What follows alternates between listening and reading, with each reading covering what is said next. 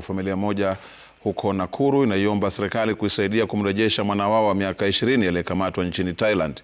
Anthony Mwangi alielekea Thailand mwezi Oktoba mwaka uliopita, lakini alikamatwa alipofika nchini humo.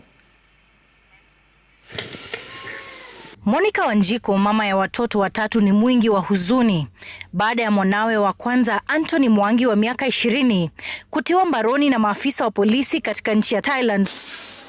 Safari ya Thailand miezi miwili iliyopita iliyopania kubadilisha mkondo wa maisha yao ikigeuka kuwa ya majonzi baada ya Anthony kupatikana na stakabadhi gushi, Monica akilaumu wakala aliyehusika. Vile aliambiwa aende kazi,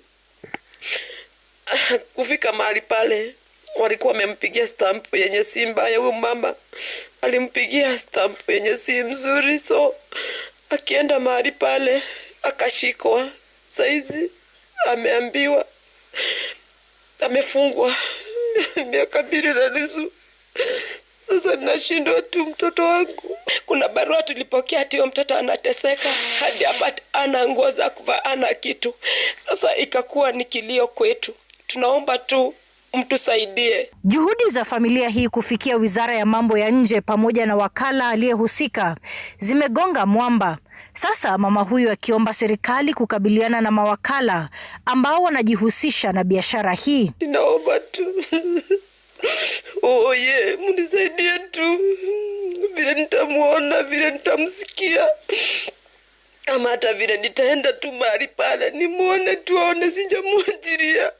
Njoo atasema mama, ule mwingine alikufa, huyu naye ni mimi nimefungwa na sijaona tamam. Tunalia, hakuna mwenye ako na amani. Kila mtu analia kwa sababu ya huyo mtoto.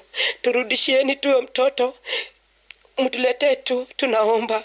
Mjue vile huyo mtoto ataturudia kwa mikono yetu, ndio mamake akuwe na amani. Familia hii imekuwa ikiwasiliana na mwana wao kupitia kwa barua zilizotumwa kwenye simu yake ya rununu.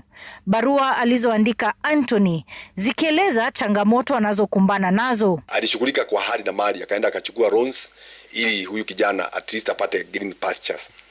So nitaomba ya kwamba serikali ijaribu sana kuchunguza hili jambo. Wachunguze hawa agents ambao wanashughulikia haya masuala, kwa sababu ni tatizo kubwa sana kuona ya kwamba tumeshughulikia katika hali ya passport, alafu kufika pale kijana unaona ati amepata muhuri ni fake. How comes muhuri ni fake na alipanda ndege akaenda paka Thailand? Marian Nyambura, runinga ya Citizen.